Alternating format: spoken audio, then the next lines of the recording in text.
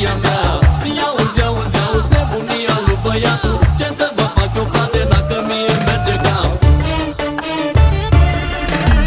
Ca întotdeauna, frate, acolo prezent, unde e vorba de chefuri, distracte și amuzament. Dar eu sunt totdeauna acolo unde cântă lăutar. Să beau, să mă distrez, să dansez și să arunc cu bani. Asta-i viața care-mi place mie să-mi o trăiesc. Și banii din buzunare pe tot se cheltuiesc.